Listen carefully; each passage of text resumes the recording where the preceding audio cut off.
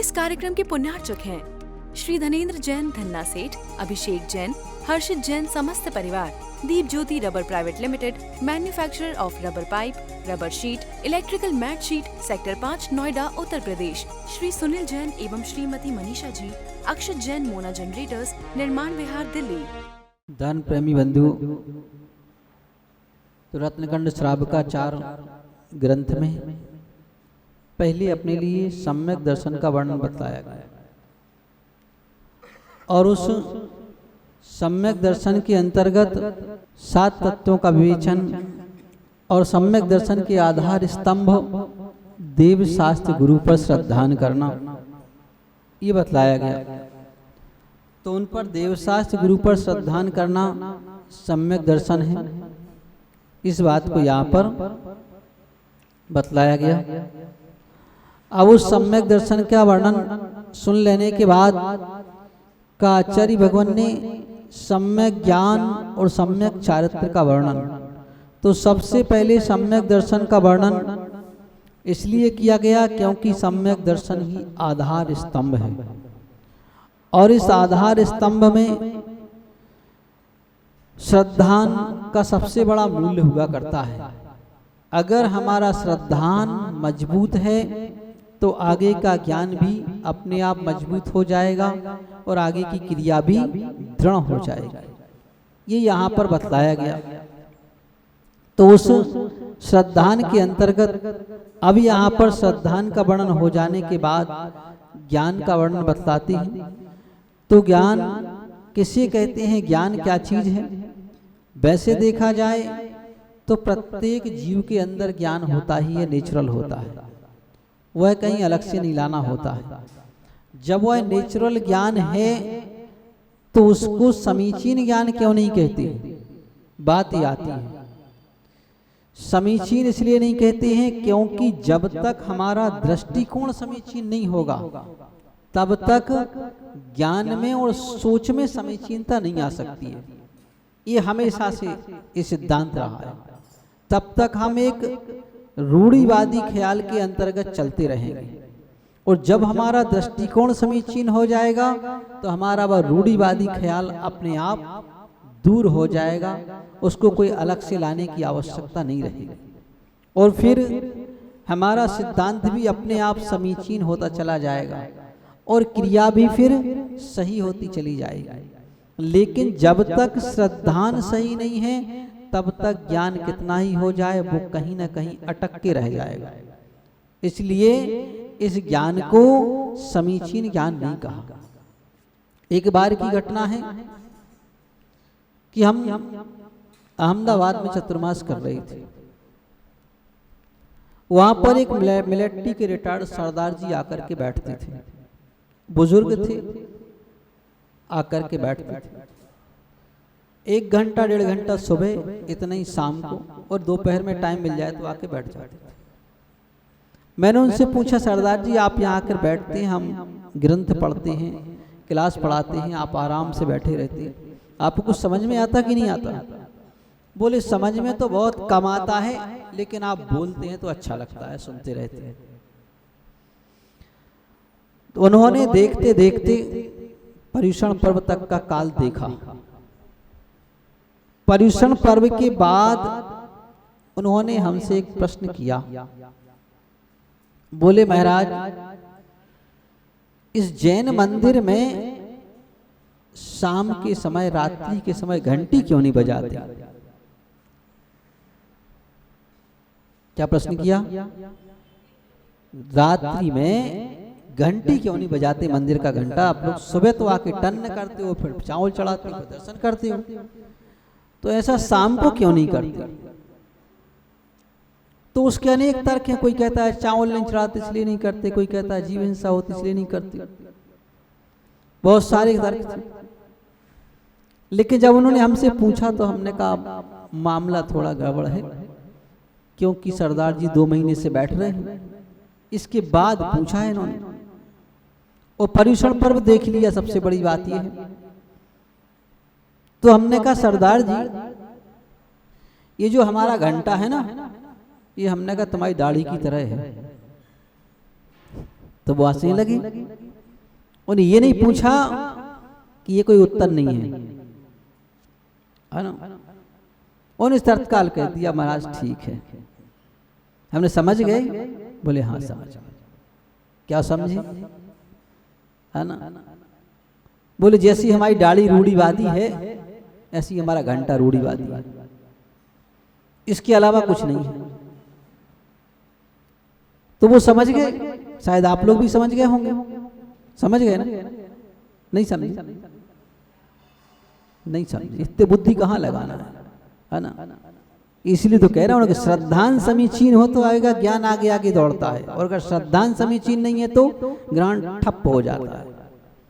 ये ऐसी रूढ़िवादिता है कि उन्होंने हमसे पर्युषण पर्व के बाद पूछा, जब तुमने रात में ढोल मजीरा कैसियो नाच गा करके धमाधम मचाया, है ना, तब पूछा।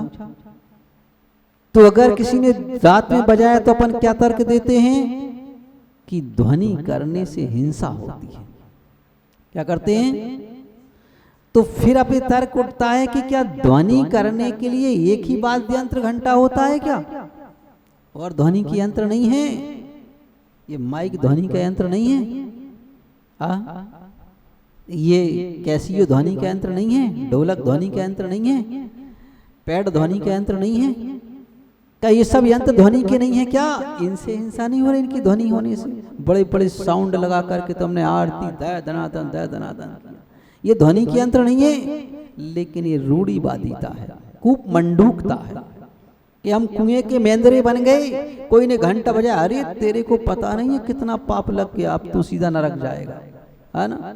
अब तेरे को कहीं स्थान नहीं बचा। क्यों? रात में और घंटा, और वो भी मंदिर में। हाय घोर पाप, है ना।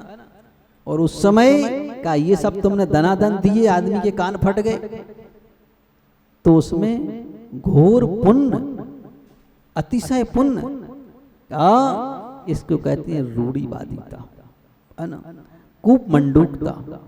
और ये कूप मंडूकता होने का कारण एकमात्र धर्म का समीचीन ज्ञान ना होने से होती है। तो कहा कि जब ज्ञान, अगर श्रद्धान हमारा मजबूत हो तो ज्ञान आगे आगे दौड़ता है ना।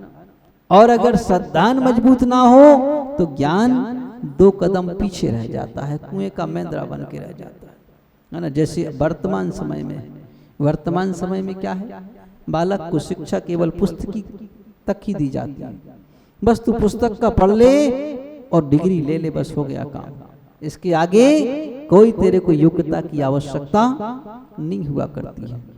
तो इस तरह इस ज्ञान की भी स्थिति ऐसी हो जाती है। और अगर दृष्टि समीचीन हो, फिर अभ्यास किया गया हो, तो वह ज्ञान और वह तप आगे आगे तक काम आता है, आगे भी वह काम आता चला जाता है।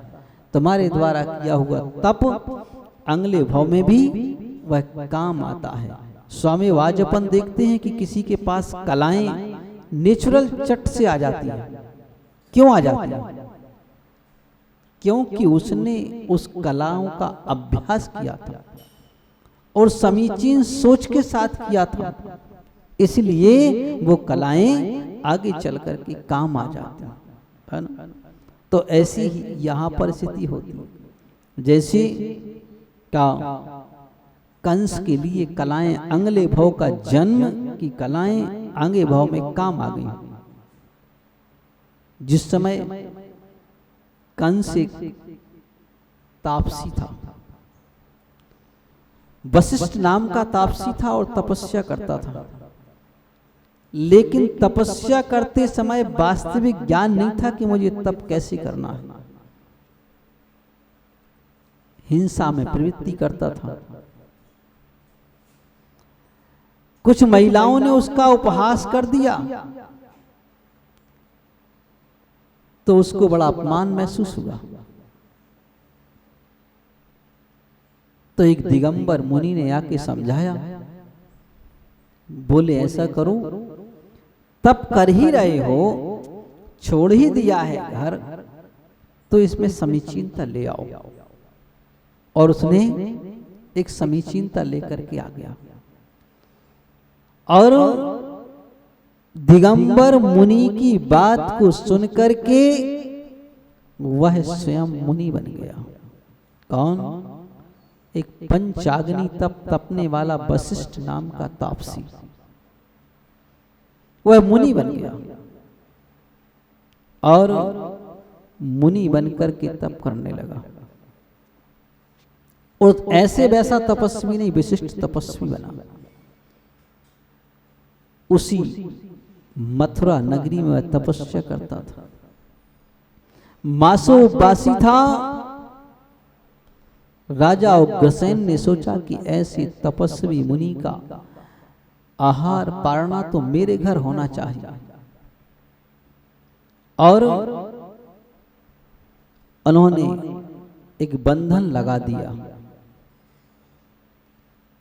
कि कोई इनका पड़गाहन नहीं करेगा, केवल राजघराने में पड़गाहन होगा।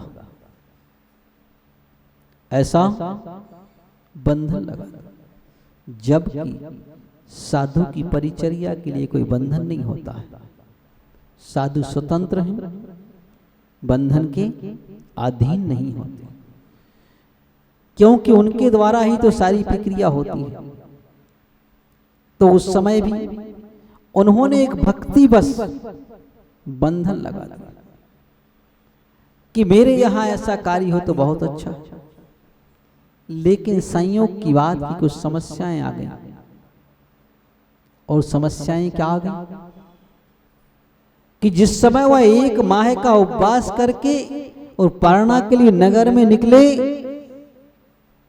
तो उस समय प्रतिनारायण जरासंध का आदेश आ गया कि तुमको ये काम करना है। तो वह जरासंध के काम में पहले लग गया, मुनि की चर्या कराना भूल गया। तो पहले भी ऐसा होता था, आज भी ऐसा ही होता है, कोई बड़ी बात नहीं। आज भी आदमी, लेकिन वह चूंकि एक बड़ा मालिक था, ऑनर था, क्योंकि वह उसके अधीन था, इसलिए भूल गया। लेकिन आज तो स्वतंत्र भारत में भी भूल जाते, बात अलग है। तो उस समय वह भूल गया। मुनि नगर की परिभ्रमण करके वापस चले गए। दूसरी बार फिर आया वशिष्ठ मुनि, दूसरी बार फिर आए। 2 महीने हो गए। तो जब दूसरी बार आए तो उस समय, उसी समय जिस समय उनका आना हुआ, और उसी समय नगर में आग का लगना हुआ, फिर भूल गए। तीसरी बार फिर आना हुआ और एक हाथी विचलित हो गया, तो उसमें भूल गए। 3 महीने का उपवास करके मुनि कमजोर हो गए। वापिस जा रहे थे, नगर के गेट तक पहुंचे और थक गए। तो उसी नगर के गेट पर बैठ गए। लोगों ने कहा कि राजा कितना दुष्ट है, न स्वयं कुछ करता है न दूसरों को करने देता है। स्वयं भी नहीं कुछ कर रहा है और दूसरों को भी बंधन लगा दिया, तुम भी नहीं कर सकते ऐसा। उनकी दुष्टता, तो वो कानों में उनके शब्द पड़ गए। बोले अच्छा, ये दुष्ट ऐसा कर रहा है। उन्होंने उसी समय निदान बंद कर लिया कि मैं इसका पुत्र हूं। क्या हूं? इसका पुत्र हूं, क्योंकि अभी तो मुनि मुद्रा है और उस मुनि मुद्रा में मैं किसी का विरोध नहीं कर सकता, मैं विरोध नहीं कर सकता, क्योंकि चारों प्रकार की हिंसा के त्यागी हैं, आरंभी, उद्योगी और विरोधी। लेकिन इसका पुत्र बनूं, फिर इसको बताऊंगा कि मैं क्या हूं। ऐसा निदान कर लिया। और वह संयोग की बात कि मरण करके उन्हीं का पुत्र बन गया, कंस नाम का पुत्र हुआ। और जिस समय रानी के घर में आया तो मन होगा रानी का कि इस राजा का हृदय चीर दूं मैं, इतना क्रूर तो रानी ने सोचा कि ऐसे क्रूर परिणाम क्यों हो रहा है कि इस उग्रसेन का हृदय चीर दूं मैं, और लग रहा है कि इसको चीर करके इसका रक्तपान कर लूं। तो जिस समय वह कंस का जन्म होगा तो उसकी भौहें चढ़ी हुई थी। तो राजा ने देखा कि ये तो अपना शत्रु है, पुत्र नहीं है, और ये आगे चल करके अपने लिए हानिकारक होगा। तो कहा इसको विसर्जित कर दो, और उसको एक कांस के संदूक में रख करके और यमुना नदी में बहा दिया, और एक पत्र भी लिख दिया साथ में। देखिए आदमी कहीं ना कहीं कुछ भूल कर ही जाता है। अरे जब तेरे को संबंध ही तोड़ना था तो पत्र लिखने की क्या जरूरत थी भाई, बहा देता, बात खत्म है ना, उसका आगे के लिए मामला खत्म हो जाता। लेकिन वो भी लिख दिया साथ में कि इसको इस कारण से नदी में बहाया जा रहा है। आगे चलकर वह कांसे के संदूक में बहा दिया था,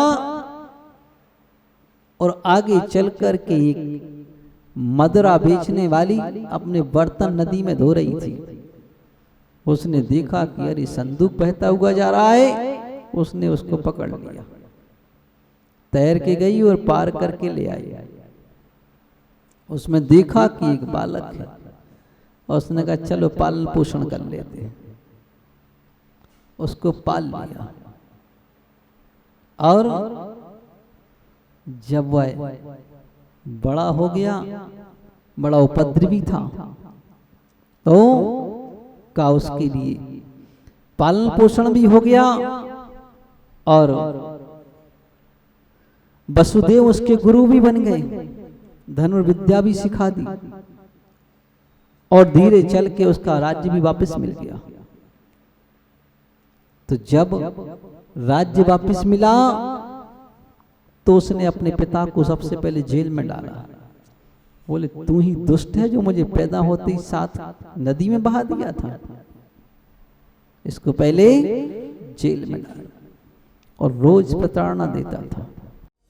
इस कार्यक्रम के पुण्यार्चक थे श्री धनेंद्र जैन धन्ना सेठ, अभिषेक जैन, हर्षित जैन समस्त परिवार, Deep Jyoti rubber private limited, manufacturer of rubber pipe, rubber sheet, electrical mat sheet, sector 5 Noida Uttar Pradesh. Shri Sunil Jain एवं श्रीमती मनीषा जी, अक्षत जैन मोना जनरेटर्स, निर्माण विहार दिल्ली।